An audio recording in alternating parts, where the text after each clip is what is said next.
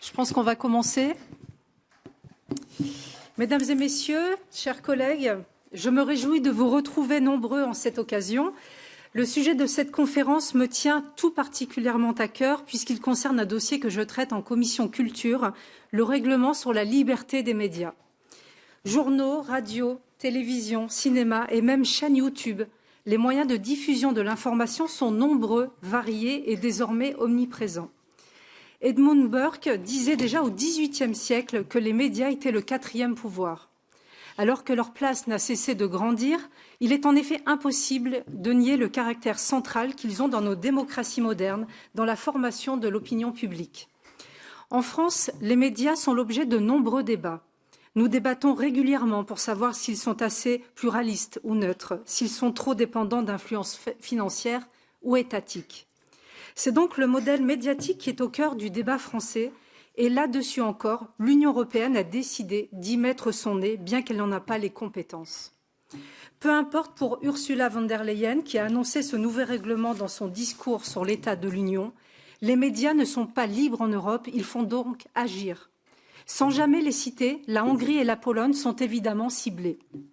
Le prétexte est tout trouvé pour s'accaparer encore une compétence. Ces inquiétudes seraient légitimes pour lutter contre les dérives du politiquement correct, de la cancel culture et du wokisme. Mais est-ce qu'on peut vraiment compter sur un règlement européen pour sauver la liberté d'expression et d'information? C'est pour répondre à toutes ces questions qu'avec Virginie Joron, nous avons souhaité organiser cette conférence. Virginie est particulièrement sensible aux questions des libertés, vous le savez, elle fait pour cela un travail extraordinaire. Avant de donner la parole aux intervenants, elle dira un mot sur le DSA, autre menace pour les Européens venant de la Commission. Pour leurs travaux plus que nécessaires, nous avons invité deux intervenants. Claude Chollet, que je remercie de sa présence, président de l'OJIM, l'Observatoire du journalisme, qui produit des analyses et des portraits de médias et d'acteurs du paysage audiovisuel.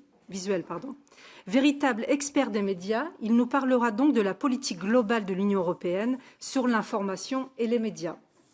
Monsieur Ferenc Almasi, que je remercie également de sa présence, journaliste franco-hongrois qui a fondé en 2015 le Visegrad Post, dont il est le rédacteur en chef.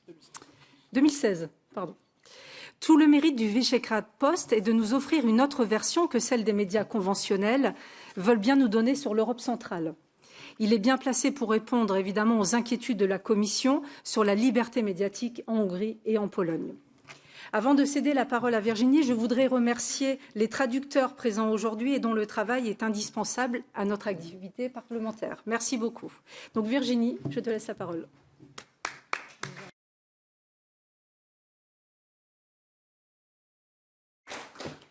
Merci Catherine, merci beaucoup pour avoir proposé cette conférence parce que c'est un sujet qui est vraiment très important, comme elle l'a souligné.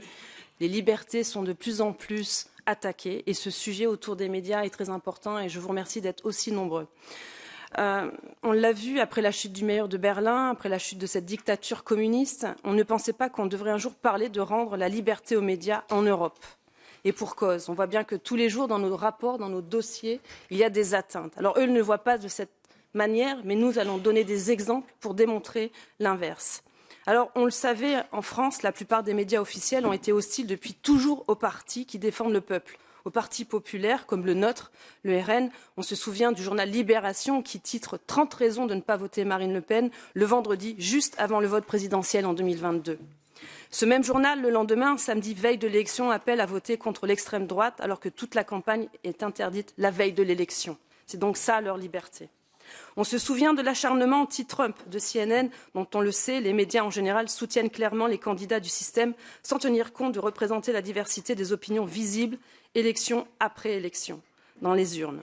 La gauche caviar, la gauche cathare, on l'a bien vu ici au sein du Parlement, celle qu'on prend en flagrant délit avec des sacs remplis de billets. Ces Français de l'extérieur, étrangers à la France, sont omniprésents dans les médias. Alors que nos Français de l'intérieur, ces Français du Pas-de-Calais, de Moselle, du Gard, de l'Alsace, on n'entend jamais parler, on ne leur donne jamais la parole.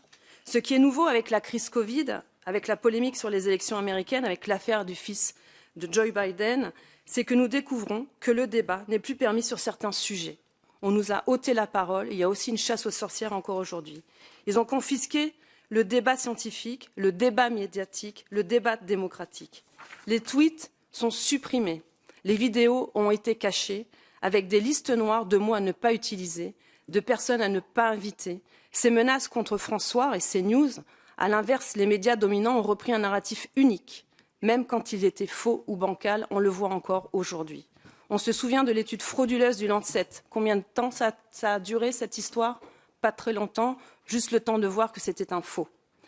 Dans ces années folles, masque, pas de masque, n'allez pas seul en forêt, les plages dynamiques, vaccins qui n'immunisent pas vraiment, une dose qui suffit puis qui ne suffit plus, vaccinez-vous vous pourrez voyager. Non, même les vaccinés sont confinés, ont été arrosés d'informations contradictoires. Vous savez tous ce que vous avez vécu, je suis sûre que vous vous rappelez de toutes ces contradictions. C'est le phénomène décrit par le philosophe Hannah Arendt. Selon Hannah Arendt, les régimes totalitaires prennent un pouvoir total sur les individus en les arrosant d'informations contradictoires jusqu'à ce qu'il n'ait plus aucun moyen de savoir où se trouve la vérité.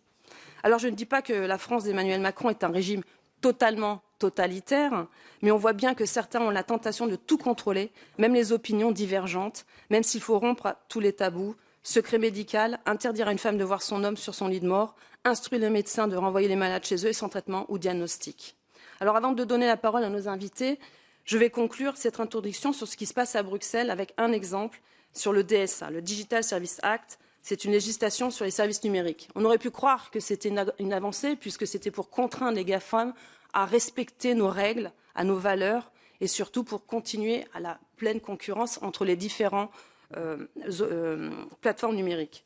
Suite à l'adoption du paquet services numériques en première lecture par le Parlement, donc le 5 juillet 2022, le DSA a été publié donc le 27 octobre 2022. Nous sommes donc en cours de mise en place de ce gros dossier, de cette nouvelle réglementation et qui s'appliquera donc le 17 février 2024. Donc les plateformes en ligne devront publier leur nombre d'utilisateurs actifs au plus tard le 17 février 2023. Si la plateforme ou le moteur de recherche compte plus de 45 millions d'utilisateurs, soit 10% de la population européenne, cette très grande plateforme en ligne ou ces très grands moteurs de recherche en ligne devront également se conformer à toutes les règles du DSA et notamment de donner les raisons de pourquoi le contenu a été retiré ou démonétisé.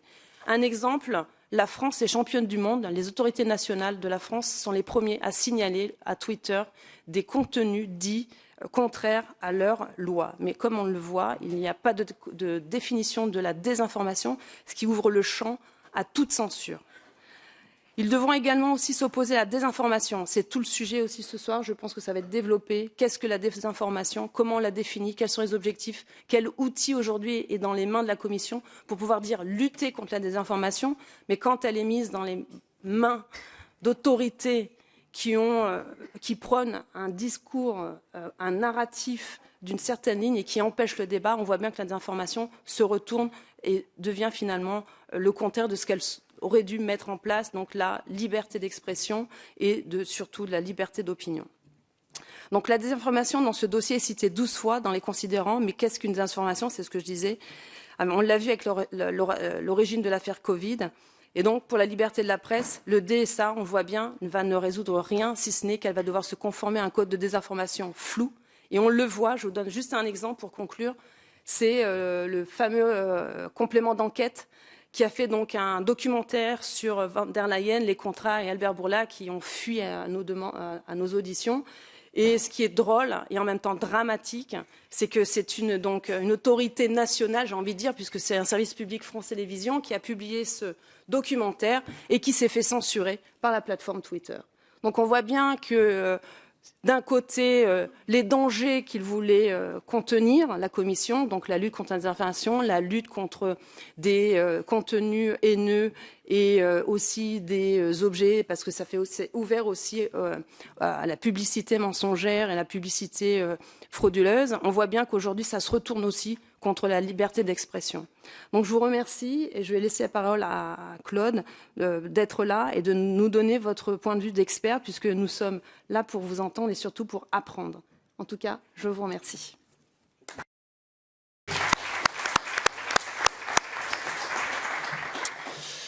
Bonjour à tous, je suis Claude Cholet, président de l'Observatoire du journalisme, OJIM. Merci à Virginie et à Catherine du groupe ID pour leur invitation. L'objectif de l'Observatoire du journalisme que j'ai créé en 2013, c'est de vous informer sur ceux qui vous informent. En 10 ans, nous avons publié 300 portraits de journalistes, des journalistes français, 35 infographies sur les groupes de médias, plus de 6000 articles sur les médias au sens large du terme, radio, télévision, presse, réseaux sociaux, et hélas, de plus en plus sur les diverses censures. Nous sommes sous forme numérique, nous sommes entièrement financés par nos lecteurs. Un peu de publicité, vous pouvez nous suivre sur www.ojim.fr et en plus, c'est gratuit. J'essaierai de répondre à la question suivante. Du Digital Services Act au Media Freedom Act, allons-nous vers la création d'un nouveau ministère de l'information à Bruxelles? Remontons un peu en arrière. En décembre 2020, la Commission européenne a présenté le Digital Services Act, alias DSA, 2 grands règlements qui visent officiellement à moderniser la régulation d'Internet. Le premier règlement se concentre sur l'encadrement des plateformes et des réseaux sociaux pour, je cite, pour mieux lutter contre la haine en ligne et la désinformation. On y reviendra, à la haine et à la désinformation. L'Union européenne ne veut pas toucher au statut d'hébergeur de cette plateforme. Elle mise sur des obligations, je cite toujours, de transparence des algorithmes et de coopération avec les régulateurs. De quoi s'agit-il? Et c'est là qu'on voit qu'un objectif peut en cacher un autre. Depuis de nombreux mois, l'Union européenne préparait cette loi sur les services numériques. Dans la lignée du RGPD, ce nouveau règlement vise, en théorie, je dis bien en théorie, à s'attaquer aux défis posés par les géants d'Internet, à commencer par les GAFAM. Serait visée, au moins en théorie, la domination des GAFAM sur des pans entiers de l'économie numérique et de là sur l'économie tout court. Jusqu'ici, tout va bien. Mais l'autre objectif, beaucoup plus concret, est de lutter contre la haine et la régulation des réseaux sociaux. Ce dernier objectif, du point de vue de l'UE, est le plus important, du point de vue de la Commission, est le plus important, même si cela n'est pas franchement dit. L'occasion fait le larron. La Commission trouve l'opportunité de limiter l'expression de qui pense autrement que la doxa bruxelloise, en particulier dans le domaine de ce que la Commission appelle la désinformation, soit souvent la simple information ou expression d'opinion libre. Il en va de même au sujet de la haine en ligne, puisque la nature de cette haine correspond exclusivement aux caractéristiques et aux définitions de l'idéologie au pouvoir. En clair, la nouvelle loi vise à combattre ceux que la Commission assimile à ses ennemis. Les plateformes devraient, au moins théoriquement, se voir imposer le devoir de coopérer pour retirer les contenus signalés comme haineux. Selon le commissaire européen au marché intérieur, très actif dans le cadre de la mise en œuvre du DSA, du fait de son second volet, le Digital Market Act, ce qui montre combien les 2 aspects sont liés dans l'esprit des membres de la Commission. Je cite, « Dans bien des cas, l'espace numérique est une zone de non-droit. Il s'agit pour l'Europe de reprendre la main sur les plateformes structurantes. Le fil conducteur du DSA est simple. Ce qui est autorisé offline doit être online. Ce qui est interdit offline doit être interdit online. Que l'on parle de contrefaçon, d'antisémitisme, de pédopornographie, de menaces de mort, de vente de drogue, tous les contenus illégaux doivent être retirés. Les contenus haineux, l'amplification de la violence verbale et physique, la désinformation doivent être identifiés comme tels et traités en conséquence. Tout ce qui est interdit dans l'espace public sera aussi interdit dans l'espace online. » Fin de citation. Alors bien des questions pourraient se poser. Ainsi, la désinformation en répétition concernant le Covid-19 issue des rangs du gouvernement français à l'époque du premier confinement entrerait-elle dans le cadre de cette loi? Assurément non, puisqu'il s'agit de désinformation officielle, autrement dit de la propagande idéologique dominante, ayant vocation à incarner une prétendue vérité. Cette dernière, issue de la loi, étant censée structurer le secteur numérique pour les décennies à venir. Pour les décennies à venir. Examinons concrètement les mesures envisagées. Les réseaux sociaux auront des obligations de moyens. Les plateformes numériques, notamment Twitter, Facebook, Google, auront une obligation de transparence. Le prétexte de l'assassinat du professeur Samuel Paty, alors ça c'est vraiment intéressant, est mis en avant afin de démontrer la nécessité de lutter contre la haine en ligne. Ce qui est louable, pour peu que la nature de cette haine soit clairement nommée et que la loi n'autorise pas à lutter contre des modes de pensée non haineux. Ce dont il est possible de douter au regard des mésaventures de Renaud Camus, par exemple, quand Amazon tente d'empêcher la vente de ses livres. Pour l'anecdote, alors celle-là est très amusante, vous allez voir. Une partie des sommes recueillies par le fonds Marianne, créé en France après l'assassinat de Samuel Paty par le ministre Marlène Schiappa, se sont retrouvées sur des comptes d'associations favorables à Emmanuel Macron ou compagnons de route, comme Conspiracy Watch de Rudi Reichstadt. Fermez le banc. Les plateformes numériques vont devoir mettre en place des moyens suffisants pour contrecarrer les contenus définis comme étant à abattre, sous peine de sanctions et d'amendes. Les sanctions pouvant aller jusqu'au blocage de l'accès à leurs services. À première vue, la volonté de contrôler le pouvoir exorbitant des GAFAM, ça devrait être une bonne nouvelle. Cependant, tout dépend de pourquoi et qui contrôler. Dans ce cas précis, l'objectif est d'empêcher que des influenceurs interviennent dans des processus tels que les élections américaines, ou bien le référendum sur le Brexit, ou les élections à venir, quelles que soient les élections en Europe. En clair, l'objectif de la Commission est de s'assurer que les peuples pensent correctement, s'expriment correctement, consomment correctement de l'information, entre autres, et finalement votent correctement. Ces nouveaux règlements ont beau naître discrètement, certains pourraient considérer qu'il s'agit d'une véritable déclaration de guerre contre les libertés concrètes, je dis bien concrètes, des Européens. Mais ce n'était sûrement pas suffisant. Le DSA se voit complété par le European Media Freedom Act, qui prétend lutter pour le pluralisme des médias, tout en annonçant des mesures contraires à ce pluralisme.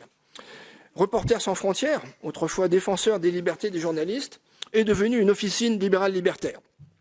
Et en partie, à l'origine, de l'idée de cette législation, qui devrait compléter les législations nationales, du moins dans un premier temps, car il y a fort à parier que dans un second temps, chaque nation devra s'y conformer.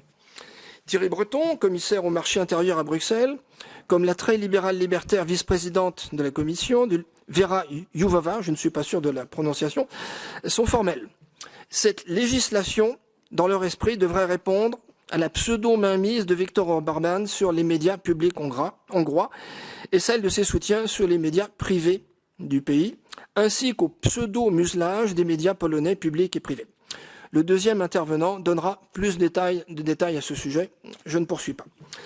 En particulier, l'article 17 obligerait les plateformes numériques à prévenir les médias lorsqu'elles entreprennent de retirer leur contenu. Une disposition en sus du DSA, qui les oblige déjà à agir contre les contenus illicites.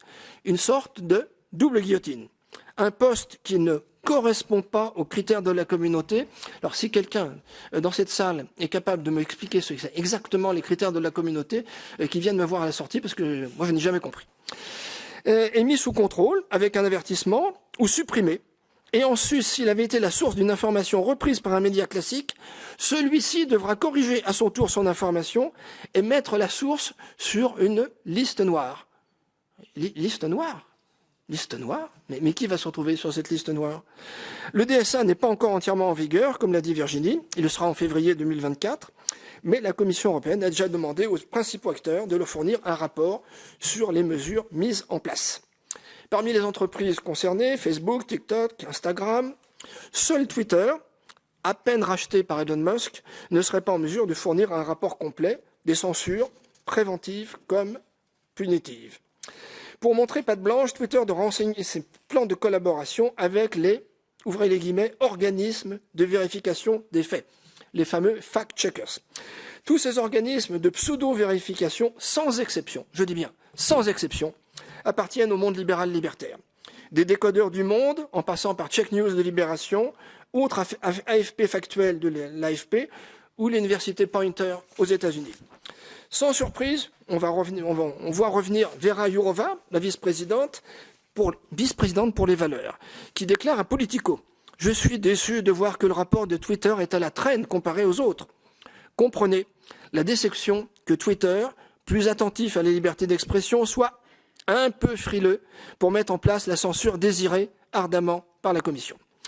De son côté, Thierry Breton déclarait sur France Info au sujet de Elon Musk, je cite, « Il fait ce qu'il veut jusqu'au 1er septembre. Après, il fera ce qu'on lui demandera de faire s'il veut continuer à opérer sur le territoire européen. » Fin de citation. Ces deux déclarations interviennent au moment où Musk veut limiter les censures préventives ou curatives sur le réseau social. Conclusion toute provisoire, ces deux déclarations vont dans le même sens. Comme dans 1984 d'Orwell, la paix, c'est la guerre et l'amour, c'est la haine. Sous prétexte de liberté et de pluralisme, le DSA, comme le Media Freedom Act, veulent museler les libertés d'expression, voire d'opinion. Je vous remercie.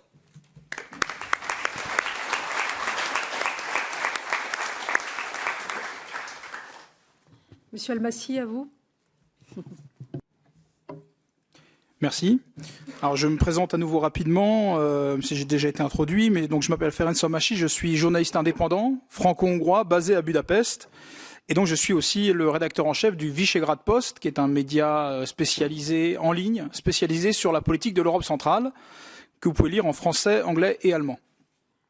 Alors on va s'intéresser donc spécifiquement à la Pologne et à la Hongrie, on en entend souvent parler, puisque lorsqu'on s'intéresse à la situation des médias dans l'Union européenne, ces deux pays sont emblématiques d'une dynamique très parlante qu'il est nécessaire d'étudier pour comprendre aussi bien les méthodes pour arriver, que chacun utilise pour arriver à ses fins, mais plus encore comprendre ce qui pose vraiment problème.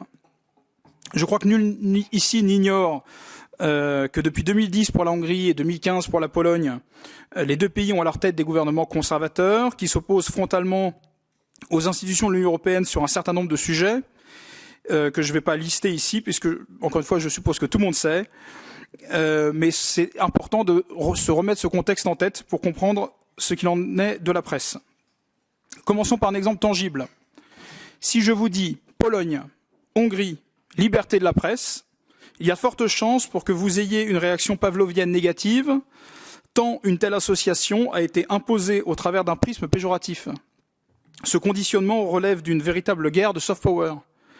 Ainsi, le sentiment ressenti à l'évocation de ces mots-clés, Pologne, Hongrie, liberté de la presse, est, même chez les amis politiques des gouvernements de Hongrie et de Pologne, je le sais très bien, souvent teinté de négativité. Avant de continuer, je tiens quand même à dire que je ne suis pas un turiféraire des gouvernements polonais et hongrois, que le Visegrad Post et moi-même sommes indépendants et que nous publions régulièrement des papiers qui peuvent être très critiques de ces gouvernements. Ce qui, d'ailleurs, ne nous a pratiquement jamais été préjudiciable, ni en Pologne, ni en Hongrie. En revanche, notre étiquette assumée de chrétien et de conservateur nous pose systématiquement problème en France, en Allemagne ou encore dans la sphère anglophone, vis-à-vis de certaines autorités, de certains confrères et des grandes rédactions. Alors, si vous voulez bien, clarifions donc un peu la situation des médias en Pologne et en Hongrie. Avant toute chose, rappelons que ces deux pays qui sont sortis du communisme il y a une petite trentaine d'années, la transition politique et sociale qui a suivi n'a pas été sans heurts. À titre personnel, je soulignerai notamment le processus de privatisation, en particulier en Hongrie, dont les conséquences indésirables se font toujours sentir aujourd'hui.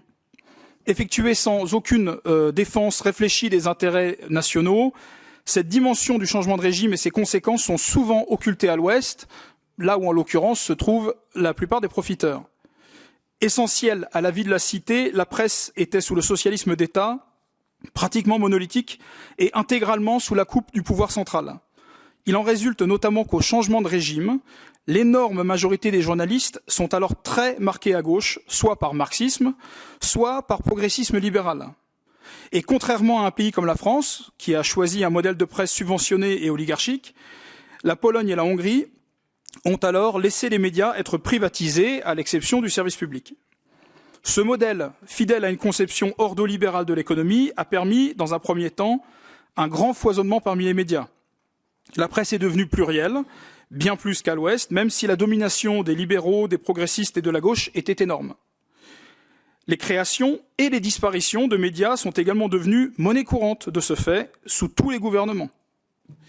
Les grands groupes, tels que Axel Springer, n'ont pas attendu longtemps pour s'imposer comme acteurs majeurs. ce qui est également devenu un problème politique, ces groupes ayant des agendas politiques et leur activité pouvant donc être assimilée à de l'ingérence. Alors après ces considérations générales, considérant le contexte, voyons un peu plus concrètement ce qu'il en est, en commençant par la Hongrie. Alors je vais le dire clairement, il n'existe pas en Hongrie de pouvoir politique se caractérisant par une volonté de faire taire les journalistes qui lui seraient défavorables. En revanche, la particularité post-communiste fait que la Hongrie est depuis 1990 un pays dans lequel la presse et les médias sont éminemment politisés et existent dans le cadre d'un rapport de force politique. La conception et la pratique d'un service public des médias sont des éléments absents de la culture et du fonctionnement médiatique, conséquence d'un demi-siècle de règne des partis socialistes du bloc de l'Est sur l'information.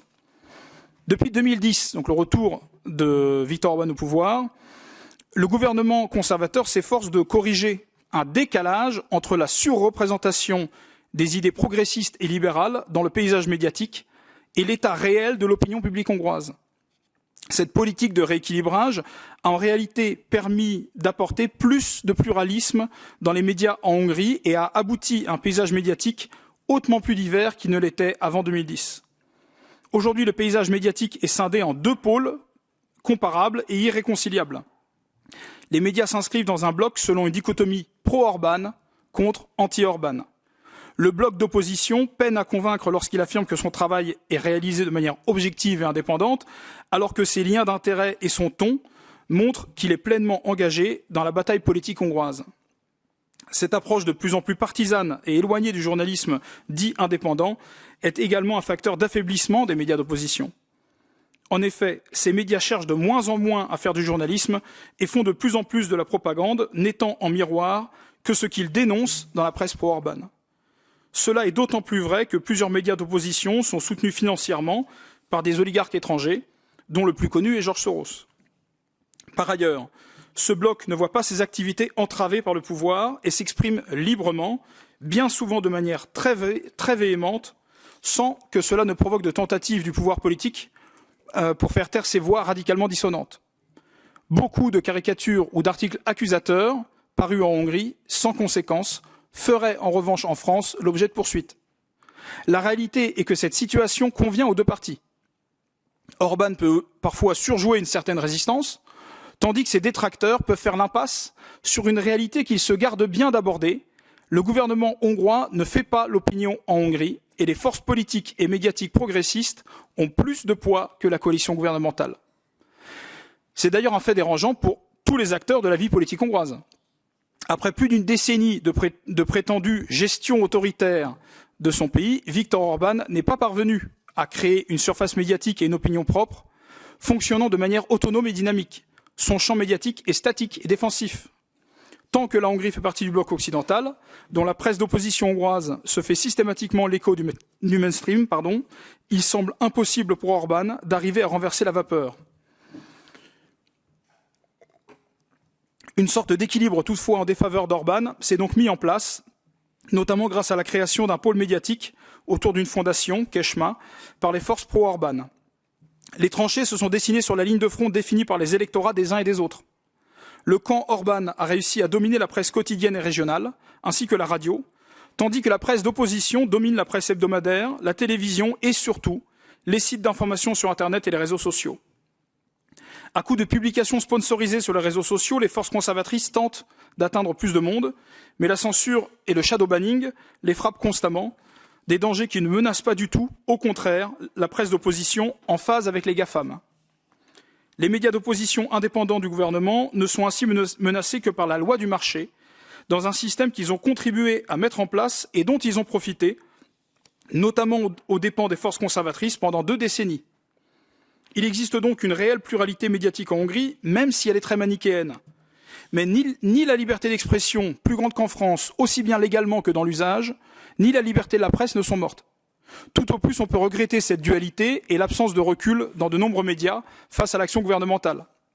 Pour terminer sur la Hongrie, sur une note d'espoir, j'ai tout de même l'impression que des deux côtés de l'échiquier politique, une demande croissante pour plus de neutralité se fait sentir et j'espère que cela finira par ramener un peu de journalisme et de débat au milieu du travail d'influence des uns et des autres. Passons maintenant à la Pologne. La situation polonaise des médias et à bien des égards similaire à la situation hongroise. L'histoire et la configuration politique actuelle le démontrent et les traumatismes du changement de régime expliquent pour une grande part ce qu'il faudrait appeler un retour de bâton conservateur et national. C'est évidemment ce retour en force des thématiques conservatrices et nationales dans les médias polonais qui irrite les institutions européennes. Mais la Pologne n'est pas la Hongrie et les différences en matière de médias sont nombreuses. Même si l'ombre de Jarosław Kaczyński plane sur toute la droite polonaise, le conflit entre Bruxelles et Varsovie n'est pas aussi personnifié que celui entre Bruxelles et Budapest. Les acteurs impliqués y sont plus nombreux et les médias conservateurs moins centralisés qu'en Hongrie.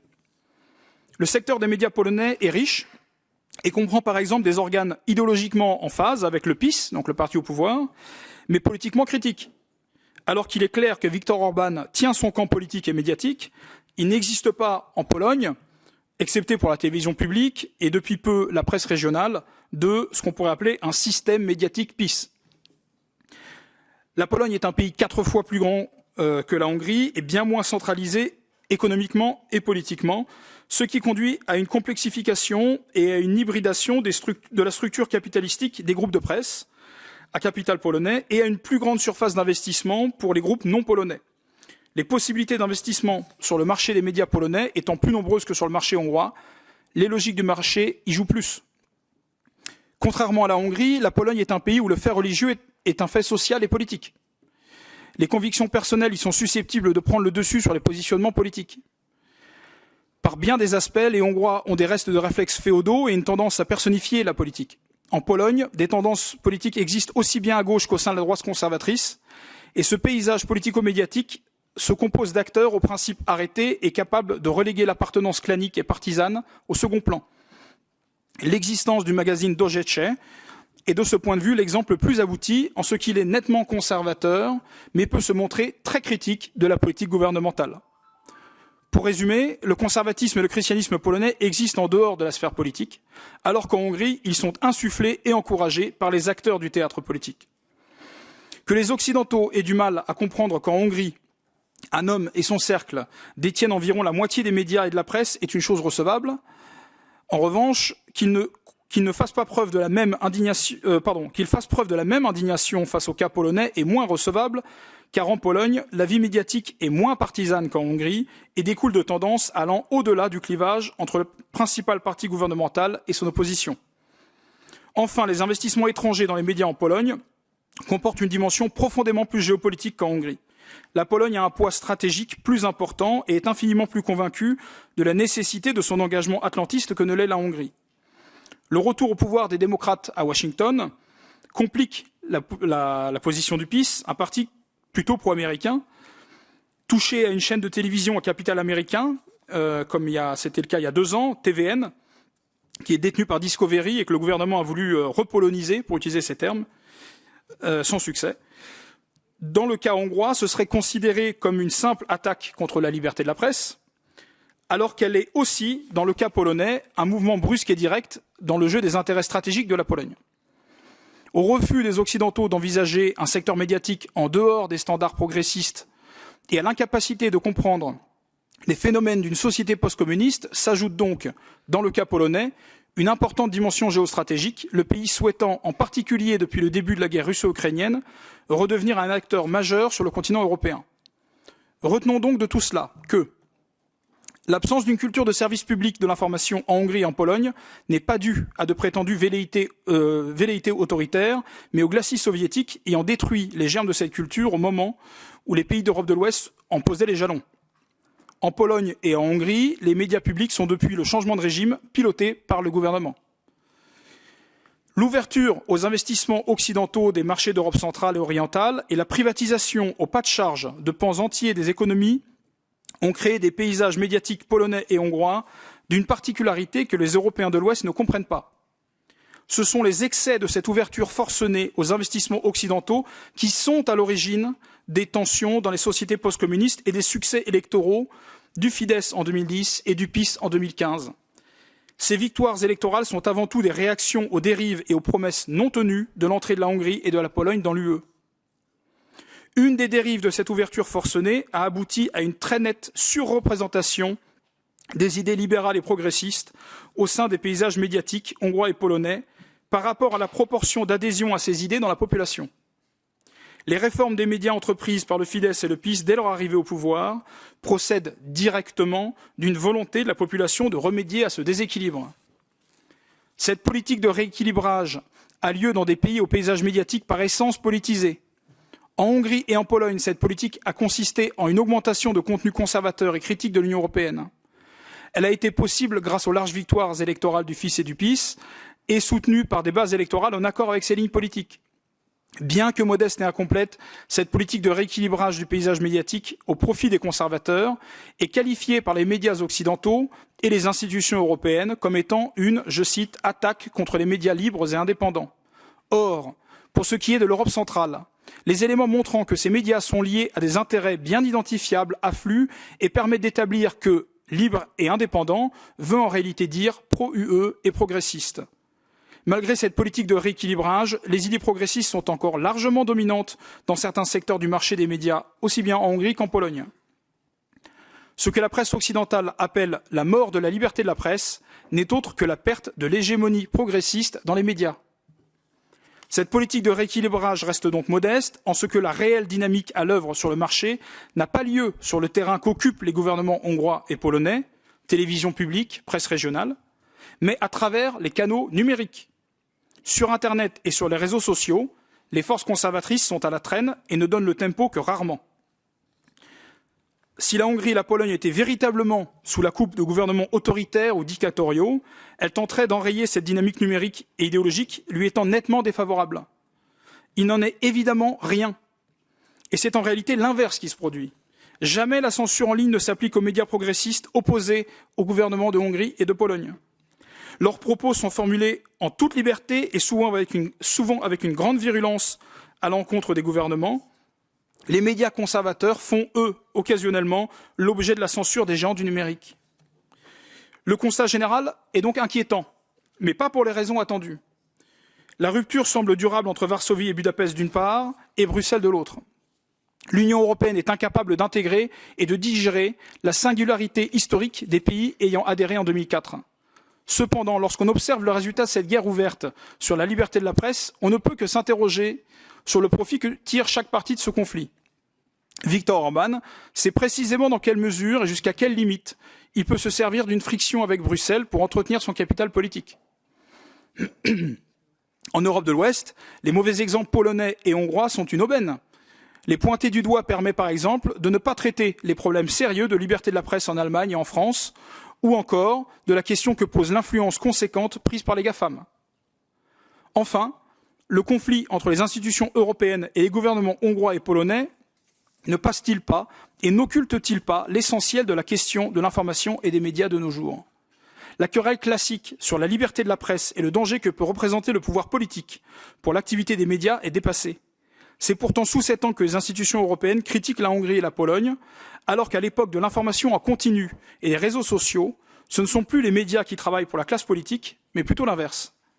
Les médias émettent en continu et donnent le rythme, les acteurs politiques ne faisant que courir derrière ce qui leur est imposé. Ce retournement des rôles au profit des médias qui dominent aujourd'hui la classe politique a aussi eu lieu en Europe centrale et orientale. L'exemple du travail de sape effectué en Hongrie par les médias en ligne d'opposition sur le Covid-19 en est un exemple parfait. La séquence du Covid montre que le gouvernement hongrois est en réalité dépendant des médias et non l'inverse. En ce sens, le conflit sur la liberté de la presse en Hongrie et en Pologne est un conflit appartenant au passé. D'ailleurs, peut-être l'énergie dépensée à l'entretien de ce conflit participe-t-elle en partie à un objectif de dissimulation des réels enjeux du présent, la mainmise des médias sur la vie politique contemporaine, l'influence démesurée et illégitime des GAFAM sur l'information ou encore le recul des libertés publiques en Europe depuis mars 2020. Si l'on veut donc rendre la liberté à la presse, ce n'est pas en s'en prenant aux épouvantails hongrois et polonais, mais plutôt en s'attaquant aux géants du numérique qui, directement et indirectement, ont fait plus de mal au journalisme classique que tous les gouvernements européens des 30 dernières années. Merci.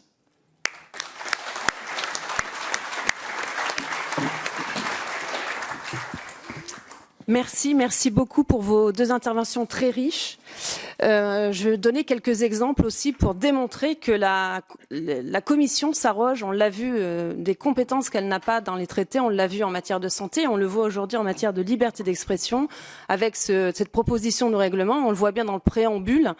Ils alertent effectivement que la presse dans les pays de l'Est serait dans les mains des gouvernements et donc c'est pour ça qu'ils s'autorisent de prendre en charge cette compétence pour, soi-disant, toujours prôner plus de liberté, pour protéger les libertés. Mais on le voit bien par ce règlement du DSA. Je vais vous donner 2-3 exemples. Déjà, qui contrôle? Parce qu'en fait, c'est ça. Ils mettent en place un règlement et qui va contrôler ce règlement? Qui va mettre en œuvre ce règlement au sein de l'État français? Donc on voit, ça va être l'ARCOM.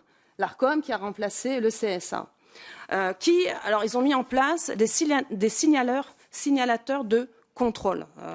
Attends, je ne sais même plus le nom parce qu'en anglais, on avait tergiversé sur le nom. Ça va être signaleur, voilà, signaleur de confiance, un terme qui est tout à fait nouveau et qui en fait, ça va être le voisin. Enfin, on n'a pas encore déterminé qui seraient ces gens qui vont fact-checker, qui vont être officialisés par l'État français et qui vont donc reporter auprès de la Commission toutes les plateformes qui n'auraient pas banni certains contenus.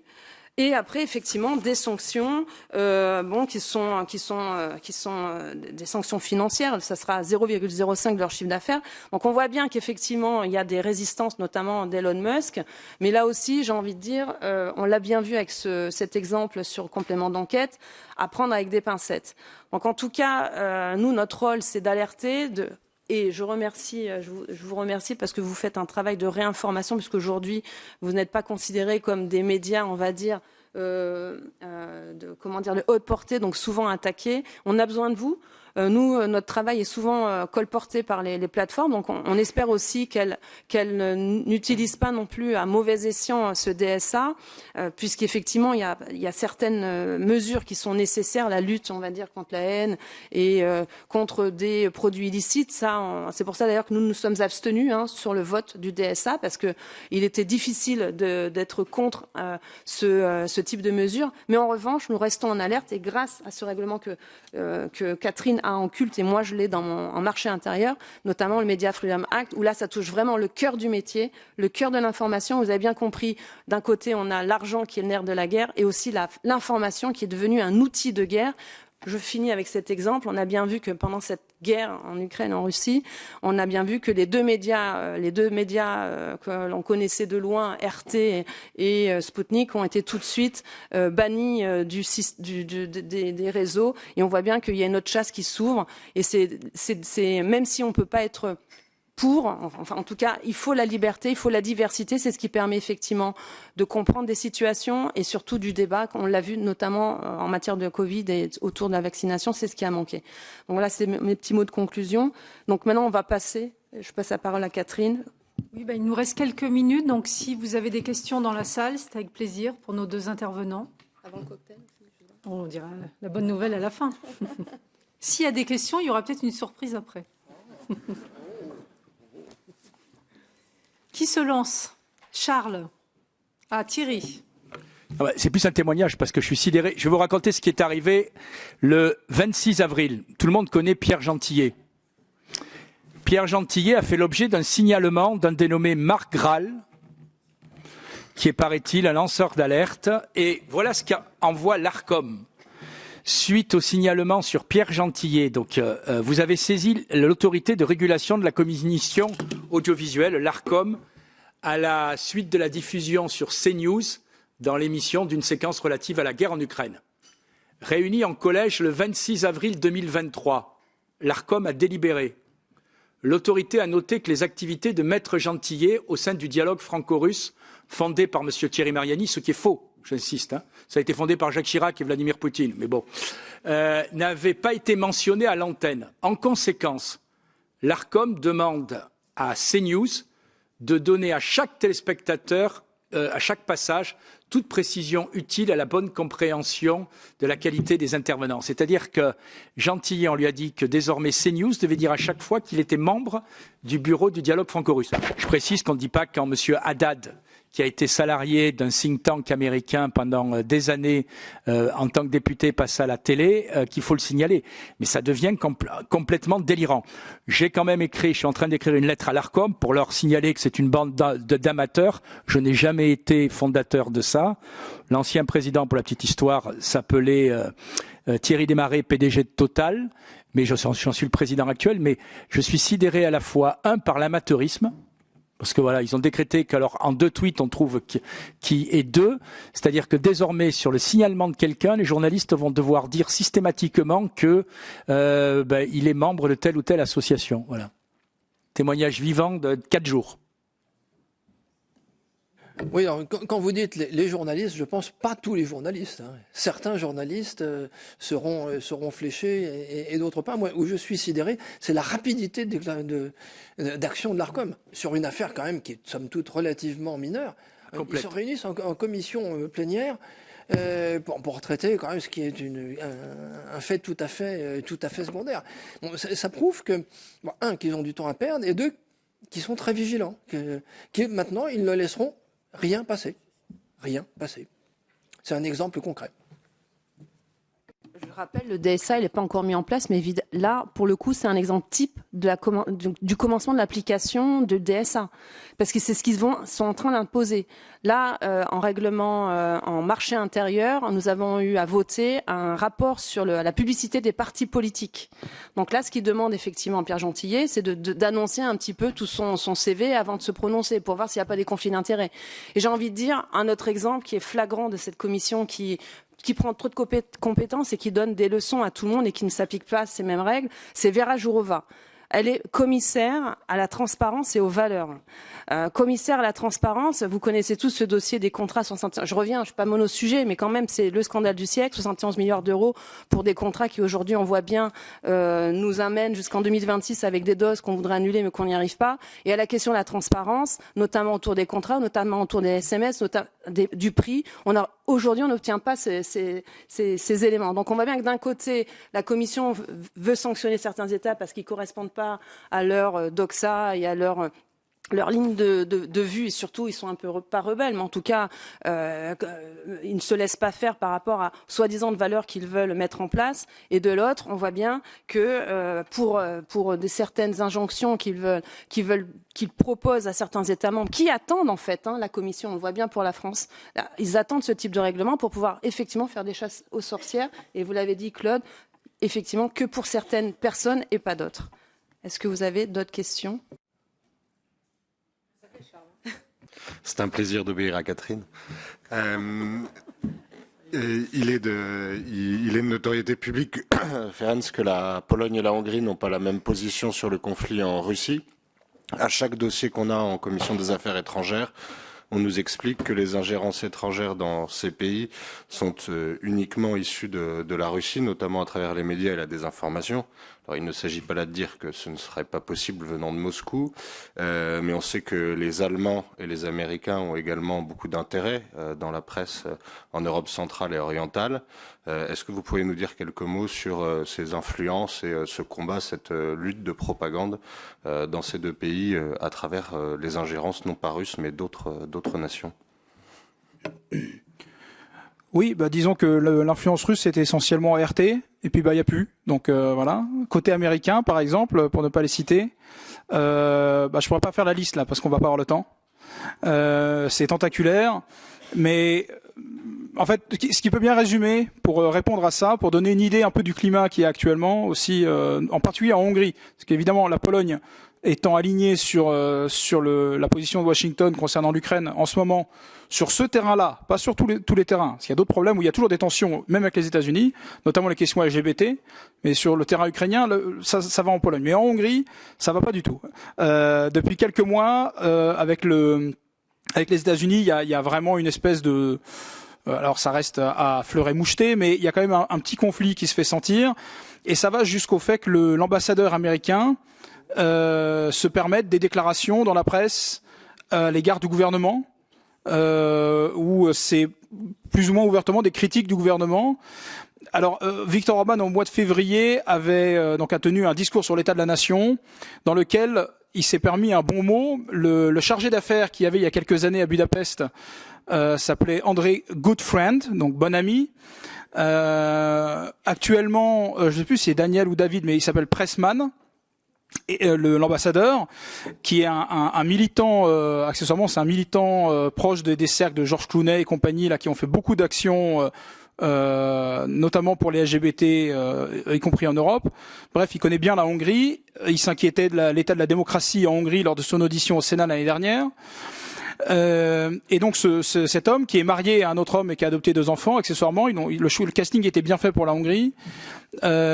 Il a été dans le collimateur de Viktor Orban lorsque, dans son discours de février, donc Viktor Orban a dit c'est important entre alliés de garder le sens de l'humour. Je cite de mémoire. Hein, c'est important entre alliés de garder le sens de l'humour. Les États-Unis nous avaient envoyé un bon ami, good friend. Aujourd'hui, ils nous envoient quelqu'un pour nous mettre la pression, Pressman. On espère juste que le prochain s'appellera pas Puccini, par exemple. Voilà. C'est quand même, ça vous donne le ton qu'il y a actuellement. Et dans les médias pro-Orban, on voit aujourd'hui des charges assez claires contre les États-Unis. En parallèle, Viktor Orban soigne, comme la CIPAC qui s'est tenue à Budapest la semaine dernière le montre, il soigne ses réseaux républicains les plus durs. Je voudrais bien me poser une question. Alors, je me pose la question, d'où vient le terme fake news ? Parce que bon, les fausses nouvelles, ça a toujours existé. Hein. Dans le vocabulaire français, on appelait ça des bobards. On sait que les médias peuvent mentir. On sait aussi que les hommes politiques ou les femmes politiques peuvent mentir aussi de temps en temps. Mais quand est-ce qu'elle a apparu, cette expression fake news ? Ben, je vais vous le dire, en 2016. Parce qu'en 2016, s'est passé 3 phénomènes. Le premier, c'est l'élection de Trump. Le deuxième, c'est le Brexit. Et le troisième, c'était la grande tournée des plages de Salvini, où tout le monde pensait que Salvini allait prendre le pouvoir quelques mois après. Au fond, 2 phénomènes qui n'auraient pas dû se produire, en tout cas pas suivant les cercles, dans les cercles libéraux libertaires, et le troisième qui était un phénomène inquiétant. Alors c'est là qu'intervient le terme fake news. Car si le Brexit a eu lieu, si Trump a gagné, si Salvini était presque sur le point de gagner, c'est que le peuple a été trompé. Le peuple a été trompé par des mauvaises nouvelles, par des fausses nouvelles, par des fake news. Alors ça a 2 effets. Le premier effet, c'est un effet de déculpabilisation des journalistes, ou de la majorité des journalistes. Ce n'est pas notre faute. Nous, on a apporté les bonnes nouvelles, les vraies. Mais ce sont les mauvais informateurs qui ont porté des mauvaises nouvelles au bon peuple, qui s'est trompé et qui a mal voté. Donc c'est pas notre faute, on n'est pas coupable. C'est les autres. Deuxième conséquence, il ne faut pas que de tels phénomènes puissent se reproduire. Donc il faut maintenant un filtre pour que les bonnes nouvelles, qui ne sont pas des fake news, arrivent au bon peuple qui, à ce moment-là, comprendra bien et votera bien. Et derrière ça intervient le phénomène des fact-checkers. Car qui va dire quelles sont les bonnes nouvelles et les mauvaises nouvelles ? Ce sont les fameux fact-checkers dont je vous ai parlé. Alors, à titre d'exemple, les décodeurs du monde ont été financés par qui ? Par qui ? Personne ne le sait, par Google. J'ai demandé plusieurs fois au monde dans quelles conditions et pour combien. Je n'ai jamais eu de réponse. Check News de Libération a été financé par qui ? Par qui ? Par Facebook. C'est quand même intéressant. Hein, pourquoi Google et Facebook vont-ils financer les décodeurs et Check News ? Je m'interroge. Alors, pour ceux qui veulent aller un petit peu plus loin, sur le GIM, nous avons publié une brochure numérique sur les fact-checkers. Alors, comme nous sommes pauvres et que nous ne vivons pas de l'ère du temps, cette brochure est réservée à nos donateurs, mais à partir de 1 euro. Donc, c'est-à-dire, si vous donnez 1 euro, vous allez recevoir cette brochure sur les fact-checkers, qui va vous donner un petit peu plus d'éclaircies que je n'aurai le temps de le faire aujourd'hui. Merci beaucoup, Claude. Monsieur ?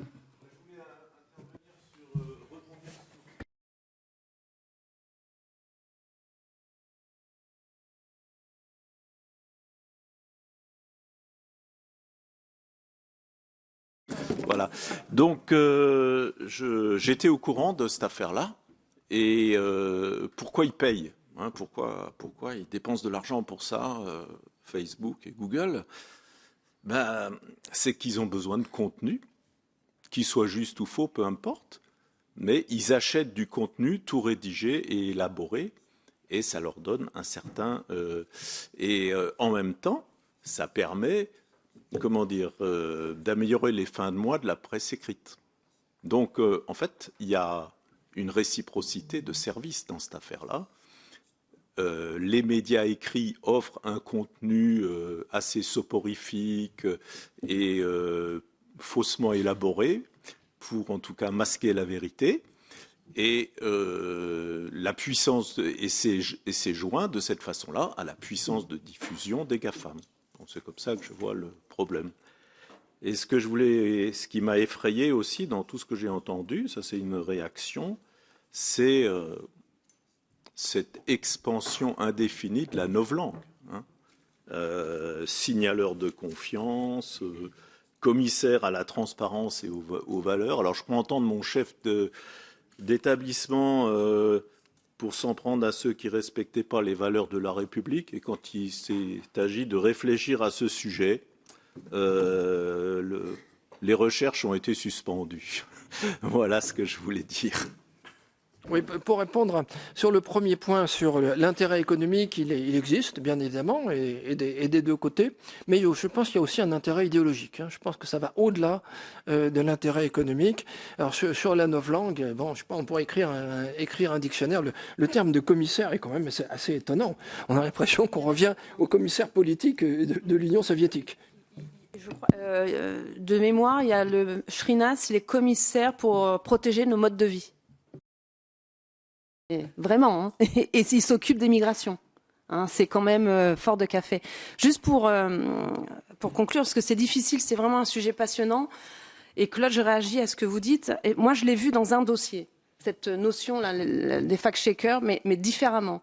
On avait en marché intérieur cette nouveauté, donc je vous l'ai dit, la publicité des partis politiques. Et en préambule, pour expliquer ce règlement, que les États vont devoir mettre en place, c'était en préambule, c'était l'explication. Donc on explique toujours pourquoi la Commission veut mettre en place ce règlement pour protéger, encadrer les partis politiques pour les prochaines élections européennes. Eh bien, c'était ça, la trouille des résultats des élections.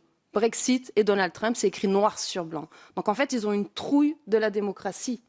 Et donc ils essayent, sous prétexte de faux résultats, parce qu'ils disent qu'il y a eu des ingérences, ils estiment qu'il y a eu des ingérences, donc il faut absolument, pour les prochaines élections, mieux encadrer. Vous vous rappelez de Cambridge Analytica. Donc ils ont sorti ça, mais finalement on a bien vu que ça n'avait pas vraiment eu d'effet sur le vote. Moi je l'aurais dit en commission, mais allez sur le terrain, comme vous le faites, vous allez bien voir qu'il n'y a pas besoin de Cambridge Analytica, il n'y a pas besoin effectivement de publicité télévisuelle ou ailleurs pour pouvoir pousser les gens à voter pour un tel ou un autre. On le voit bien, c'est ce que j'aurais dit, je pense que ces gens à Bruxelles, s'ils allaient un peu plus sur le terrain, s'ils allaient voir les gens tout simplement, ils verraient que les gens ce ne sont pas stupides, ils votent pour un programme, pour un parti et pour nous, pour notre candidate. Donc voilà la réalité. On pourrait encore parler, mais je crois qu'on va encore échanger autour d'un verre. Je ne sais pas. En tout cas, s'il y a encore des questions. Mais c'est vrai que c'est une réalité qui est importante parce que ça nous touche maintenant. Donc ça touche les médias, ça touche les partis politiques dans un seul but, c'est effectivement nous limiter dans notre information et surtout dans la volonté de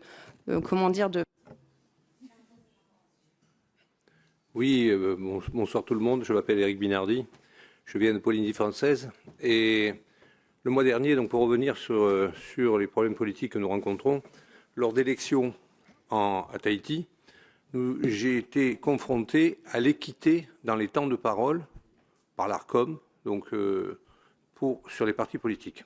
Donc les partis qui ont des élus ou qui sont considérés comme des gros partis avaient 38% de temps de parole dans les médias, et les petits partis, ou considérés comme petits partis qui n'avaient pas d'élus, n'avaient que 4% de temps de parole dans les médias. C'est-à-dire que sur un plateau de télévision, sur une heure de confrontation, vous voyez un petit peu, 38% d'un côté, 4% pour des gens comme nous, considérés comme petits partis.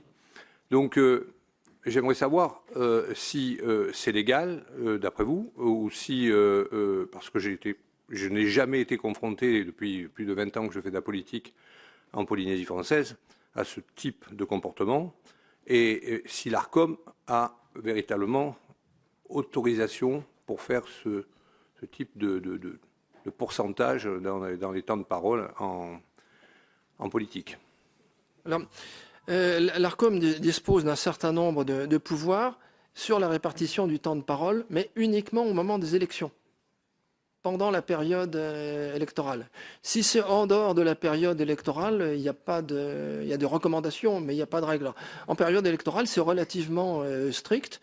Et si on constate je ne sais pas moi, un certain manque de générosité pour certains par rapport à d'autres, je crois qu'il faut saisir l'ARCOM. Je ne peux pas vous garantir que le saisissement sera suivi des faits. Oui. Ce qui fait sourire, c'est le mot équitable dans ce type de comportement. J'ai une question à poser à Virginie Joron.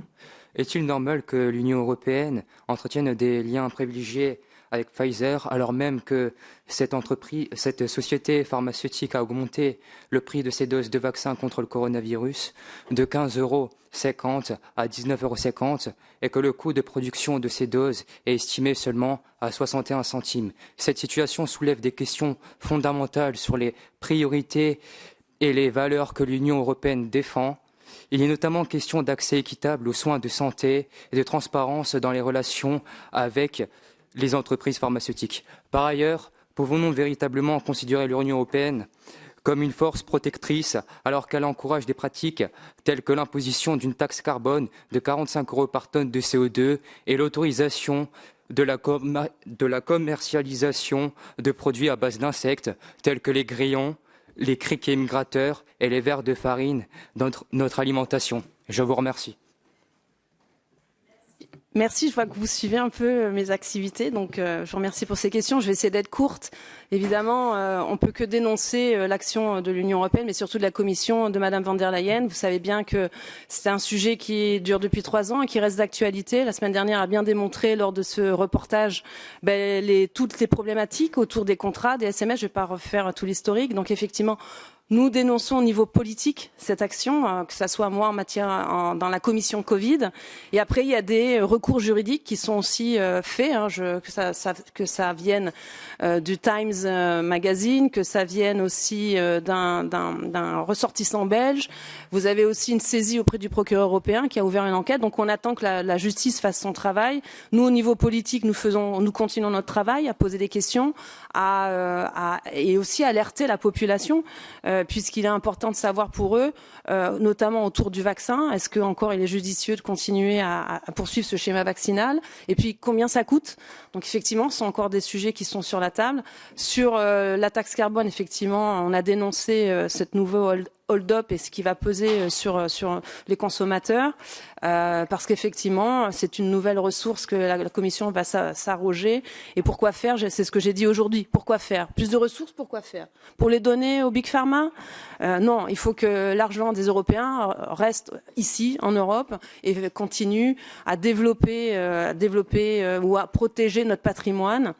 Parce qu'on le voit bien au fur et à mesure de ces plénières que notre argent va beaucoup plus dans les poches des pays tiers que à nos ressortissants. Et surtout avec des taxes, là vous avez pris celle de la taxe carbone, mais on le voit aussi, la taxe sur l'emballage. Donc ça ne fait que s'amplifier, sachant que et on le voit dans la plupart des rapports, la Commission s'arroge le droit aussi de contrôle, ce qui n'était pas visible dans les précédentes mandatures. Elle met en place des forums, elle met en place des comités de pilotage, et ça va avoir un coût, ce qui veut dire qu'elle va avoir besoin de ressources. Donc je ne sais pas si j'ai répondu à toutes vos questions. Puis les insectes, évidemment, ça c'est un autre sujet. Vous voyez, j'ai fait partie. Mais je crois qu'à notre cocktail, il n'y aura pas d'insectes. C'est aussi un sujet parce que s'approprier le droit, effectivement, d'aller nous imposer ce qu'on doit manger, mettre dans nos assiettes, je pense qu'effectivement c'est pas le rôle de la Commission. C'est pour ça que nous avons une autre vision de l'Europe, une Europe des nations, une Europe libre, une Europe souveraine. On n'a pas à dire aux gens ce qu'ils doivent mettre dans leurs assiettes, et on l'a vu aujourd'hui. Je regrette effectivement, même si on a voté pour, qu'en matière d'agriculture, qu'on autorise les écoles à, je sais pas, à prôner le lait. Alors c'est sûr qu'on est d'accord, mais est-ce que c'est le rôle de la Commission? Est-ce que c'est vraiment le rôle de la Commission? Je ne crois pas. Donc nous sommes là pour effectivement alerter, proposer autre chose à cette Commission qui malheureusement est sourde à tous nos messages. Madame. Oui, bonjour. Moi je voudrais revenir sur la liberté de la presse. Comment voulez-vous qu'en France, il y ait une liberté d'opinion et une liberté de publication de la presse, alors qu'elle est outrancièrement financée par notre gouvernement? S'ils sortent de la doxa qui est imposée, ils perdent leur poste. C'est aussi simple que ça. Alors, que faire? Alors j'ai une idée. Alors attention, je vous préviens, elle est révolutionnaire. Et en plus, elle est très simple. Je parle pour la France, car je ne connais pas, assez les systèmes de financement de la presse dans les autres pays. En France, il y a encore peu de temps, nous avions ce qu'on appelait la taxe. La taxe. Attends, je vais s'appeler quel ton? La taxe, je sais pas. La taxe sur la télévision. Enfin, c'était 138 € par foyer ou par télévision. Cette taxe a été supprimée. Enfin, soi-disant supprimée. Mais en réalité, c'est un tour de passe-passe. Hein. On a 138 € qu'on a enlevé, et de l'autre côté, on a pris l'équivalent, 138 € sur le budget de la TVA. Donc, autrement dit, il y avait 9 milliards d'un côté et 9 milliards de l'autre. Alors, les gens ont l'impression qu'ils payaient moins, mais en réalité, ça se retrouve dans ce qu'ils payent dans les autres impôts. Alors, ma proposition révolutionnaire est la suivante. On rétablit cette taxe. 138 € par foyer. Mais, chaque foyer peut flécher sa taxe. Autrement dit, si je donne la Libération, je donne la Libération. Et pourquoi pas? Si je donne à Mediapart, je donne à Mediapart. Mais je peux donner au Vice-Grade Post, je peux donner à TV Liberté, je peux donner à l'OGIM, pourquoi pas, rêvons, je peux donner aux médias que je veux. On peut imaginer qu'un certain nombre de gens ne vont pas flécher leurs dons. À ce moment-là, par défaut, ils iront au secteur public. Il faut bien qu'il y ait une télévision et une radio publique. Ça, c'est tout à fait révolutionnaire. Et là, on verra la vérité des médias. Ce que vous pourrez donner à qui vous voulez. Et là, on verra que Libération, à mon avis, fera faillite parce qu'ils ont essayé de sauver 4 fois de suite par des milliardaires. La dernière fois, par Daniel Kretinsky, le Tchèque, qui a donné 1 million d'euros, donné plus un prêt de 14 millions dans des conditions favorables. Alors, rétablissons la liberté pour les lecteurs, les téléspectateurs et les auditeurs de choisir qui ils veulent financer par cette taxe. C'est simple et radical. Merci. Oui, pour rebondir encore sur ce que disait Claude Cholet, ça ressemble un peu au financement des églises en Allemagne, où les gens choisissent de s'affilier ou non à une église, et s'ils le font, ils payent une petite taxe pour cette église. Je souhaitais compléter le propos de notre collègue hongrois, Ferenc Almasi, parce que je suis moi-même chroniqueur à la télévision hongroise. Depuis quelques mois, je vais toutes les semaines dans une télévision qui est proche du gouvernement, une télévision privée, une émission consacrée à la guerre en Ukraine, où on ne commente pas uniquement les batailles sur le front, mais également tout ce qu'il y a en arrière-plan sur les questions géopolitiques, économiques, etc. Et très récemment, le bien nommé ambassadeur américain à Budapest, M. Pressman, l'homme de la pression, a annoncé quelques sanctions contre le gouvernement de Budapest, ce qui est assez inédit entre deux pays membres de la même alliance militaire qu'est l'OTAN. Et parmi les raisons, alors on reproche à la Hongrie de continuer d'acheter des hydrocarbures, des matières premières russes, etc. Il y a toute une série de raisons qui est énoncée, mais il y en a une qui concerne le sujet de notre conférence d'aujourd'hui, ce sont les médias. Et l'un des reproches qu'a effectué M. Pressman, c'est que la presse hongroise relayerait, je cite, la propagande russe. Et en fait, bon, simplement, il se trouve, pour être moi-même chroniqueur dans cette presse, il y a en réalité toutes sortes d'opinions qui peuvent s'exprimer de façon extrêmement libre et diverse sur le conflit ukrainien qui est voisin de la Hongrie. Et... Y compris au sein du même camp. C'est-à-dire que oui, même parmi les médias pro-Orban, il y a des gens qui ont des opinions différentes quand même et qui l'expriment. Même s'il y a une tendance générale, évidemment. Mais disons que comme beaucoup de choses qui sont susceptibles d'influencer le monde occidental, donc Europe inclus, viennent d'outre-Atlantique, je pense qu'il faut garder ce petit élément en tête, c'est-à-dire que nos alliés américains, dont M. Fillon disait que c'était les seuls à faire de l'ingérence en France il y a encore quelques jours à l'Assemblée nationale, je le laisse responsable de ses propos, eh bien, ne tolèrent pas qu'on puisse éventuellement commenter de ce conflit d'une façon différente qui ne serait pas sur la stricte ligne atlantiste où il y aurait un méchant et un gentil, alors que c'est pas le sujet, simplement c'est intéressant de constater que les Américains aujourd'hui justifient des sanctions qu'ils peuvent prendre, y compris contre les pays qui sont censés faire partie de leurs alliés, sous prétexte du contenu diffusé dans la presse de ces pays alliés. Et je pense que ça doit faire partie de nos réflexions et des réflexions de nos élus, quels qu'ils soient, dans l'appréhension des règlements en cours et à venir pris par notre très chère Union européenne. Je vous remercie.